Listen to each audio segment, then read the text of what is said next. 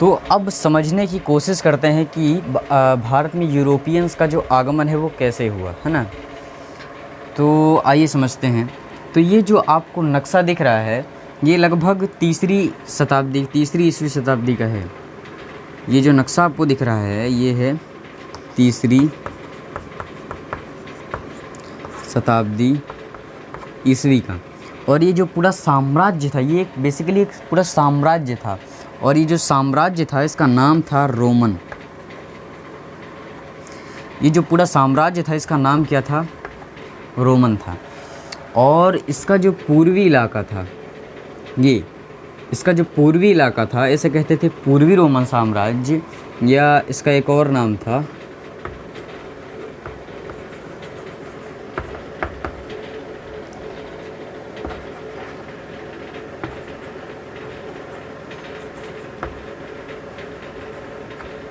Byzantine empire, है ना। क्या नाम था? Byzantine Empire. इसका जो पूर्वी वाला हिस्सा था इसका नाम था पूर्वी रोमन साम्राज्य। इंग्लिश में इसको बाइजेंटाइन एम्पायर के नाम से भी जाना जाता था।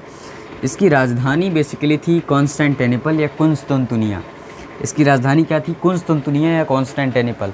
अगर वर्तमान समय की बात की जाए तो ये इस कॉन्स्टेंटिनोपल तुर्की में एक जगह है इस्तांबुल। क्या है?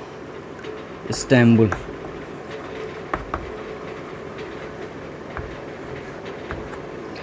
इस्तांबुल तुर्की में एक जगह है इस्तांबुल। आज के समय में ये वही है ना। तो ये जो पूर्वी हिस्सा था इसको बाइजेंटाइन एम्पायर के नाम से भी जाना जाता था। इसकी राजधानी कॉन्स्टेंटिनोपल कुंस्तुनतुनिया थी। और ये जो पूरा साम्राज्य है ये तीसरी ईस्वी शताब्दी का है, जो ये रोमन साम्राज्य है ना। इसका पूर्वी रोमन साम्राज्य कॉन्स्टेंटिनोपल कुंस्तुनतुनिया, या इसका पश्चिमी रोमन साम्राज्य रोम।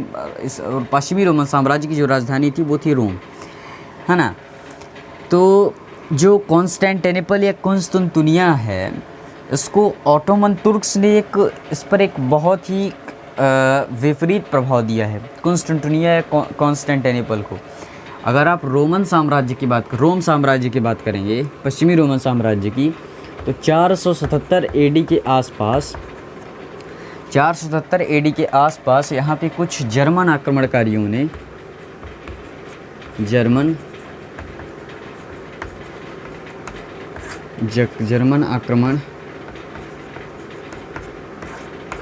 आक्रमणकारियों ने यहाँ पे अटैक कर दिया। ये पश्चिमी रोमन साम्राज्य जिसकी राजधानी रोम थी। और इसके लगभग 1000 साल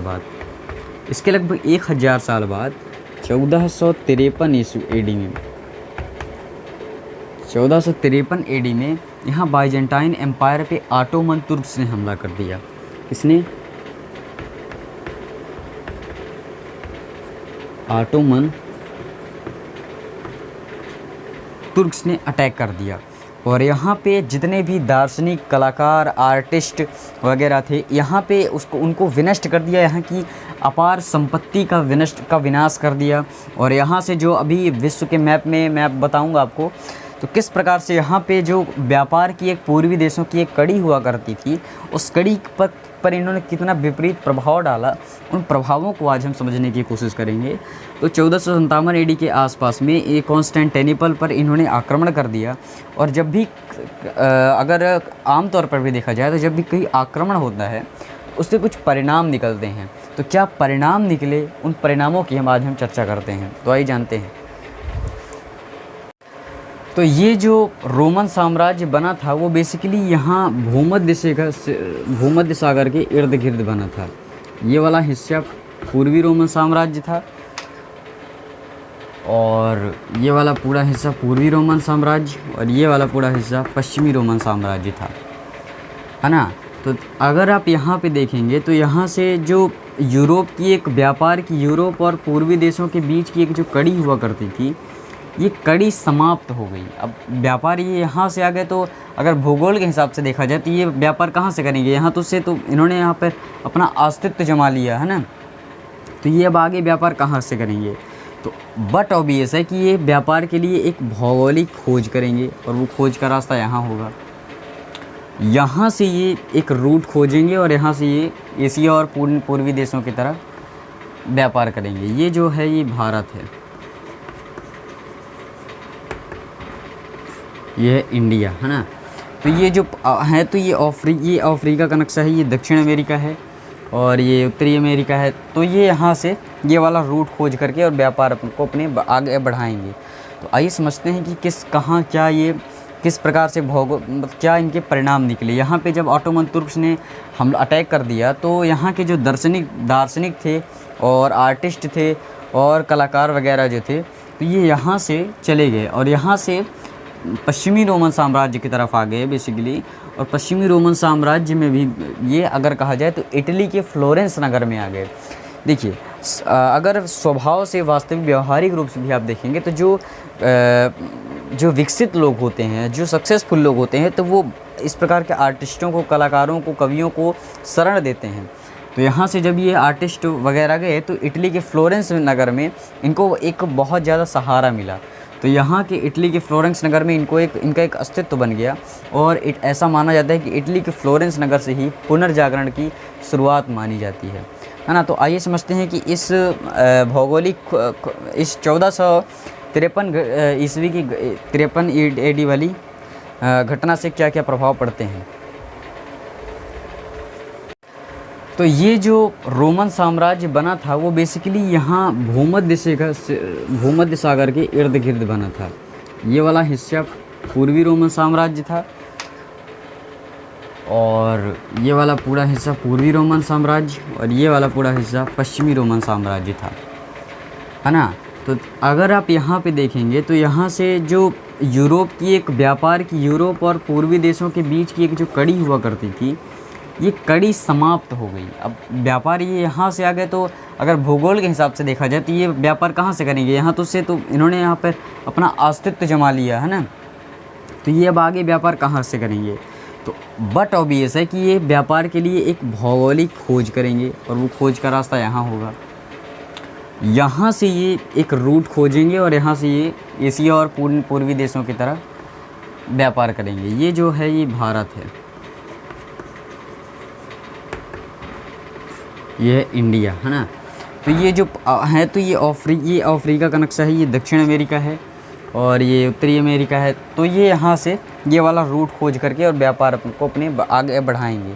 तो आइए समझते हैं कि कहाँ क्या ये किस प्रकार से क्या इनके परिणाम निकले। यहाँ पे जब ऑटोमन तुर्क्स ने हमला अटैक कर दिया तो यहाँ के जो दार्शनिक थे और आर्टिस्ट थे और कलाकार वगैरह जो थे, तो ये यहाँ से चले गए और यहाँ से पश्चिमी रोमन साम्राज्य की तरफ आ गए बेसिकली। और पश्चिमी रोमन साम्राज्य में भी ये अगर कहा जाए तो इटली के फ्लोरेंस नगर में आ गए। देखिए अगर स्वभाव से वास्तविक व्यवहारिक रूप से भी आप देखेंगे तो जो विकसित लोग होते हैं, जो सक्सेसफुल लोग होते हैं, तो वो इस प्रकार के आर्टिस्टों को, कलाकारों को, कवियों को शरण देते हैं। तो यहाँ से जब ये आर्टिस्ट वगैरह गए तो इटली के फ्लोरेंस नगर में इनको एक बहुत ज़्यादा सहारा मिला। तो यहाँ के इटली के फ्लोरेंस नगर में इनका एक अस्तित्व बन गया और ऐसा माना जाता है कि इटली के फ्लोरेंस नगर से ही पुनर्जागरण की शुरुआत मानी जाती है ना। तो आइए समझते हैं कि इस 1453 ईस्वी की 53 AD वाली घटना से क्या क्या प्रभाव पड़ते हैं। तो जब एक भौगोलिक खोजों का युग आरंभ हुआ, वहाँ से जब ऑटोमन तुर्क्स ने पूर्वी रोमन साम्राज्य, बाइजेंटाइन एम्पायर या कुंस्तुनतुनिया पर आक्रमण कर लिया और अपना आधिपत्य स्थापित कर लिया, तो यहाँ से कुछ परिणाम निकले, उस घटना के कुछ परिणाम निकले। तो ये क्या है परिणाम, इनको समझते हैं। तो जो पहला परिणाम निकला, आपने देखा कि जब ऑटोमन तुर्क्स ने कुंस्तुनतुनिया पर अपना आधिपत्य स्थापित कर लिया तो वहाँ से एक रूट बंद हो गया। वहाँ से जो रास्ता था पूर्वी देशों के व्यापार का, तो वो एक बंद हो गया, ख़त्म हो गया उनके लिए वो व्यापार। तो इनके दिमाग में एक भौगोलिक खोजों का एक युग आरंभ हुआ। सबसे पहली बात तो ये। दूसरा है पुनर्जागरण या प्रबोधन। पुनर्जागरण और प्रबोधन, है ना। पुनर्जागरण का मतलब होता है फिर से जागना। रिवाइवल ऑफ लर्निंग कहा जाता है। रिवाइवल ऑफ लर्निंग मतलब फिर से जागना। ऐसा माना जाता था कि मध्यकाल में कुछ ऐसा डेवलप नहीं हुआ था, कुछ विकास नहीं हुआ था। तो जब आधुनिक काल आया तो वहाँ लोगों में ऐसी ख्वाहिशें, भौगोलिक खोजों को लेकर उनकी ख्वाहिशें आई। इस कारण से हम कहें कि पुनर्जागरण की प्रक्रिया आरंभ हुई। पुनर्जागरण के बाद लोगों में रेशनल थिंकिंग का, एक रेशनल एबिलिटी का विकास हुआ, मतलब कि तार्किक चीज़ों पर तर्क करना शुरू कर दिए। तो कहीं ना कहीं पुनर्जागरण और प्रबोधन की प्रक्रिया से बना रिफॉर्मेशन या धार्मिक सुधार, यहीं से धार्मिक सुधारों का भी एक युग आरंभ हुआ कह सकते हैं। तो धार्मिक सुधार में यहाँ पे यूरोप में ईसाईयत थी, ईसाई, और ईसाई में जो पहले पुरानी मान्यताओं को मानने वाले लोग थे तो वो तो कहलाए कैथोलिक।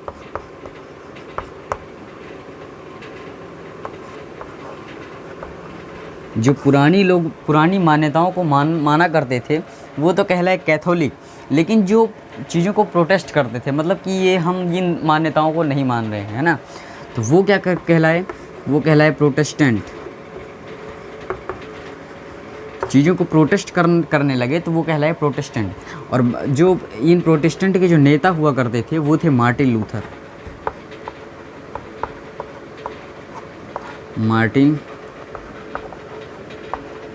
लूथर।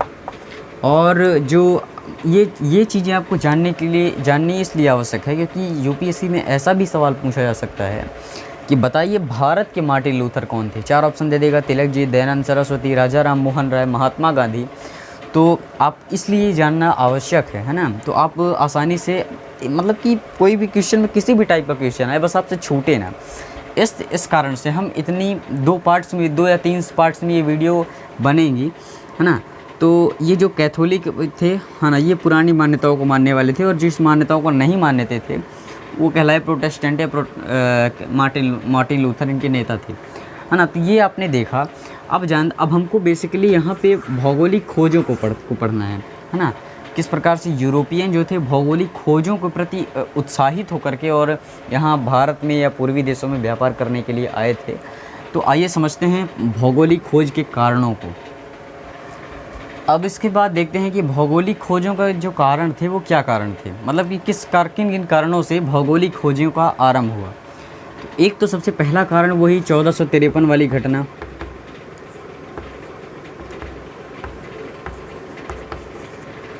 इस घटना का सबसे बड़ा महत्व, क्योंकि एक भौगोलिक खोजों का युग आरंभ हुआ, भी हमने सीखा, है ना। तो अब इसके अलावा जो कारण था वो था यहाँ के जो देश थे, भूमध्य सागर के आसपास के जो देश थे वो चीज़ों में, मतलब कि चीज़ों को खोजने में बहुत ज़्यादा इन्वॉल्व थे। और इन्वॉल्व भी 2 देश थे, एक था स्पेन, दूसरा था पुर्तगाल।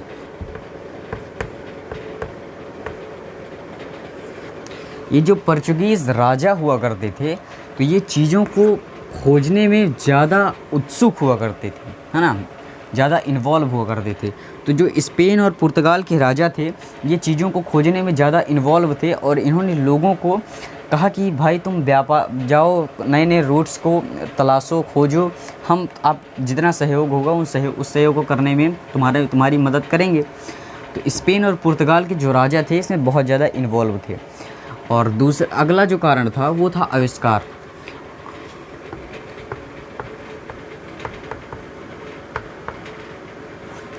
अगला जो कारण था वो था आविष्कार में वहाँ पे कंपास का आविष्कार हुआ था, एस्ट्रोलेब का आविष्कार हुआ था, जहाँ से यात्रा जो थी आसान हो रही थी। तो आविष्कार भी एक महत्वपूर्ण कारण था। और एक जो मुख्य कारण था वो था धार्मिक कारण था। और धार्मिक कारण एक महत्वपूर्ण कारण था। वो चाहते थे कि नए नए रूट्स की जब तलाश हो तो हम पूर्वी देशों में या कि पूरे विश्व में ईसाईयत या क्रिश्चियनिटी का प्रचार प्रसार करें और बताएं कि हमारा जो धर्म है वो कितना अच्छा है। अच्छा, एक आदमी था जिसका नाम था मार्को पोलो।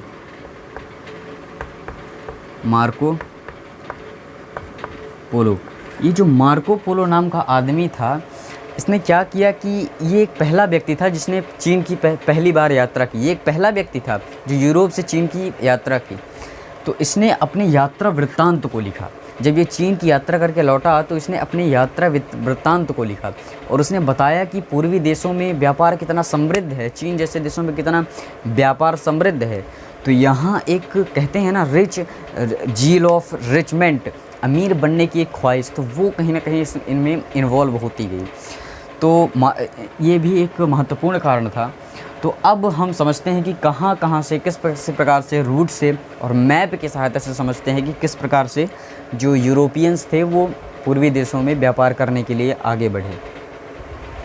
ये जो मैप आपको यहाँ पे दिख रहा है, ये मैप है वर्ल्ड का, है ना। ये अफ्रीका है, ये यहाँ पे आपको दिख रहा होगा, पुर्तगाल है, और ये स्पेन है। अभी मैंने आपको बताया कि भौगोलिक खोजों के जो युग का कारण था वो राजाओं का एक प्रोत्साहन था। किस प्रकार से स्पेन और पुर्तगाल के राजा लोगों को प्रोत्साहित करते थे कि तुम नए नए रूट्स की खोज करो, है ना। तो जो पुर्तगीज़ थे, तो पुर्तगाल में एक राजकुमार था, उस राजकुमार का नाम था हेनरी। क्या नाम था उस राजकुमार का? हेनरी। और इस हेनरी की एक टाइटल हुआ करती थी, वो टाइटल थी the navigator.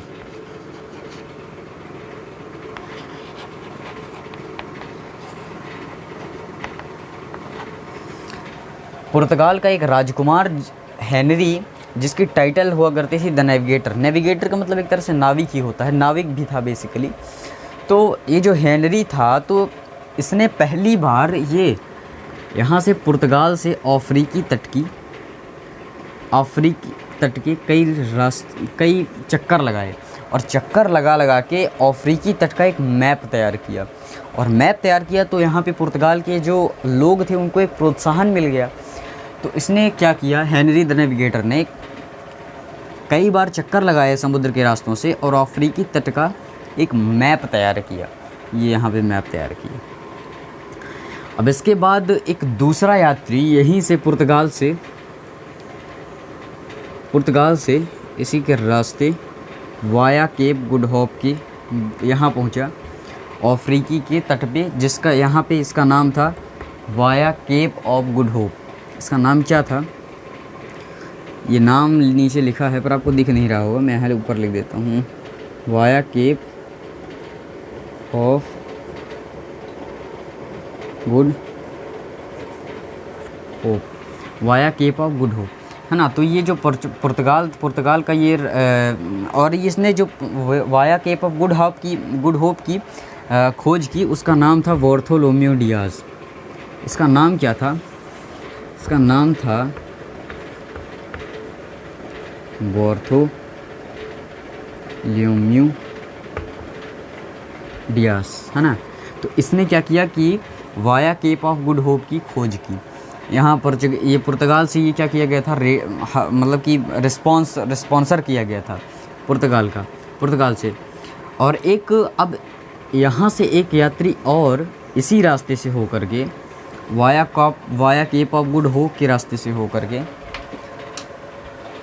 Via Cape of यहाँ से होकर के, और ये यहाँ via Cape of Good Hope के रास्ते से ये यहाँ पहुँचा एशिया में, है ना। तो ये भारत के केरल के कालीकट में पहुँचा था। शायद आप लोग को पता भी चल गया होगा वो कौन था, वो था वास्को डी गामा। और ये गया था 1498 ईस्वी में। 1498 ईस्वी में वास्को डी गामा यहाँ से पुर्तगाल से चला। तो आपको समझ में आ रहा है कि किस प्रकार से घटनाएं घटित हो रही हैं यूरोप से एशिया के बीच में, किस प्रकार से खोजों का एक युग प्रारंभ हुआ है और ये जो घटनाएं चल रही हैं। तो यहाँ से आपको समझ में आ रहा है कि किस प्रकार की हलचल एक मच गई थी वहाँ पे खोजों को लेकर के। और इसके बाद पुर्तगाल के लोग रुके नहीं, इसके बाद भी एक और आदमी यहाँ पे, ये पुर्तगाल का नहीं था, इसको रिस्पॉन्सर किया गया था। इसका नाम था कोलंबस। कोलंबस स्पेन से अब पुर्तगाली इतने जा रहे हैं, खोज तैयार कर रहे हैं, उसके बगल में स्पेन है, तो क्या स्पेन थोड़ी ना बैठेगा। तो स्पेन ने भी एक आदमी को रिस्पॉन्सर किया, वो स्पेन का नहीं था, उसका नाम था कोलंबस। और उसने क्या किया, कोलंबस ने वो जाना चाहता था इंडिया, लेकिन वो इस रास्ते से ना होकर के दक्षिण अमेरिका में जा गया। और अमेरिका के लोगों को वहाँ पे आज भी पेपर में आया था, यूपीएससी के एग्ज़ाम में, एक बार प्रीलिम्स के एग्ज़ाम में आया था कि रेड इंडियन किस देश को कहा जाता है, तो वो अमेरिका, दक्षिण अमेरिका को कहा जाता है ना। दक्षिण अमेरिका को कहा जाता है, उत्तरी अमेरिका को कहा जाता है यहाँ पे। और जो अमेरिका का नाम था वो एक अमेरिगो वेस्पुस्सी नामक आदमी था, उसके नाम पे पड़ा था। इसने केवल खोज की थी कोलंबस ने। तो आज हमने केवल समझा है कि किस प्रकार से स्पेन और पुर्तगाल के जो राजा महाराजा थे वो लोगों को रिस्पॉन्सर कर रहे थे, भेज रहे थे और प्रोत्साहन दे रहे थे। तो अगली वाली वीडियो में, अगले वाले पार्ट में हम ये समझेंगे कि हम पूरा सीरीज ही समझ डालेंगे कि किस प्रकार से घटनाएं, बम्बई की कहानी क्या है और किस प्रकार से वह यहाँ पे केरल भारत में आया और भारत में अपना आधिपत्य, बंगाल का उसको, गोवा को अपनी राजधानी बनाई, किस प्रकार से अल्बुकर्क वगैरह आए थे। तो ये सारी चीज़ें हम समझेंगे। आज से ये वीडियो को अभी यहाँ पे ख़त्म कर रहे हैं। मिलते हैं अगली वीडियो में। धन्यवाद।